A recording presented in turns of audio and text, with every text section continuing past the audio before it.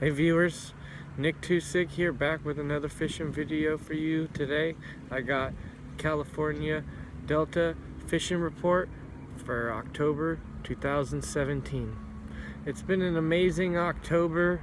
It's been a really good bite with some unfortunate weather. I'll get into that later.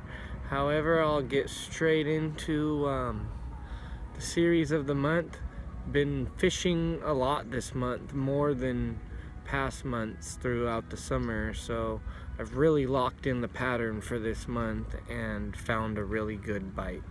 I'm just gonna jump straight into it and show you the number one bait that I've been throwing and catching on this October, and that is a gold spinnerbait. As you can see here, this is a 1/2 ounce. It's got gold and white in it. I got a Zoom Fat Albert Grub as a trailer in that. That's in the pearl color.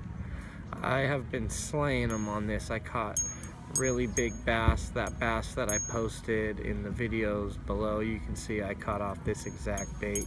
Stuck a lot of fish.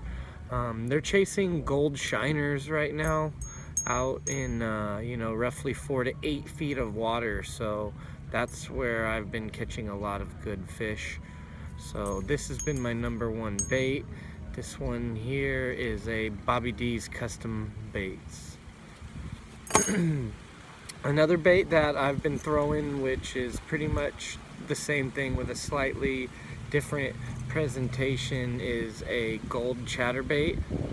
As you can see, it's got some gold in there as well. It's got the jig head of it is painted, got a little bit of gold in it, and the skirt's got some gold, and I got a white Maniac little I forget what these are called, a Maniac swimming something, but these are my favorite chatterbait trailers. I don't really like to use paddle tail trailers. I like to use something that responds with the blade instead of fight against it. So that's another good one that I've been catching them on. On windier days, that's what I've been throwing, the more reaction style baits. This has been catching them. This is a river to sea. This is the Biggie Papa, and this is in the perch color. As you can see, it's gold. That's really what the bass are chasing right now, the gold shiners. I've been fishing mostly throughout Big Break and Orwood, so those have been working really well in those areas of the Delta. And yeah, this has been catching a lot of fish as well. When I need to get a little bit deeper, I'll go to a gold lipless. This is a BPS 1/2 ounce lipless, and like the gold tiger color. So when I need to get deeper than 4 to 6 feet, when I'm trying to get 8 feet and deeper, I'll throw that when I'm trying to run a golden shiner offshore. It's been catching a lot of fish, not too many big ones on that bait, but I've been catching them. Another more natural presentation that I've been throwing is a golden shiner. This is a Storm, the Wild Eye shad. I think this is the 5-inch one. This has got a really natural presentation to it, so I like throwing that.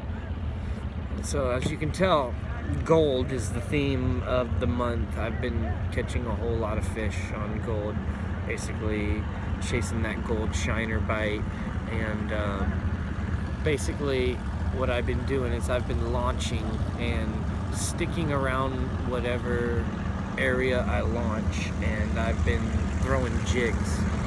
The jig bite this month is on fire, whether it's a flipping jig. This here is a Cooch's Wada jig. This is what I use for flipping.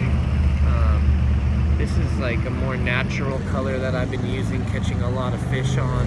This one's called Watermelon Candy. It's like we got some boats in the background. Having a good time out here on the Delta. If you guys aren't out here, you should be. I mean, what else are you spending your Saturday afternoons, your weekends doing? It's a lot of fun out here. So it's not just fishing to be had. There's boating and beaches, all that. Getting back into fishing, like I was saying, this is the Cooch's Wada jig. I pretty much only throw these in 1/2 ounce. This is the watermelon candy color, but this is by TNT Baits. And also I'll use it to swim jig. This here is the same jig, but I have a different trailer on it. You can use both these as flipping and swimming jigs. I just got the Yamamoto, the Swimmin' Senko on that in the same corresponding colors, so that's been working out really well. Wherever I launch, I'll throw this jig out and really just wait for the bite to pick up. I will get out there and the tide will be low for the most part, and that's where I want it to be. And as soon as the tide starts to get right, there's like a 20-minute window right when the tide switches from low to high tide. It's called the low switch. The water starts moving east and south throughout the delta, opposed to west and north when the tide's lowering. So with that being said, I wait for the tide switch, and about 20 minutes after the tide switch, that's when I really just start following the flow of the delta. And I follow that tide all the way in. I find that good bite, throwing that jig and throwing the you know, Senko or whatever, and then just chasing that tide south down on that good bite. That's when I start throwing the bigger baits like that spinner bait and, you know, the chatterbait, the bigger swim bait, and really start targeting the 5-pound plus fish. So, you know, doing this method, you should be catching anywhere from 20 to 40 bass a day. I'm not lying to you. That's in, you know, in roughly an 8-hour period. You know, you just out here in the delta, the tide is everything, and the weed line, so you just have to find that right tide and that right weed level and just follow it.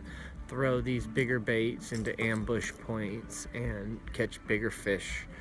This is another bait that I've been catching them on this month, is just a Keitech with a owner flashy spinner or whatever it's called.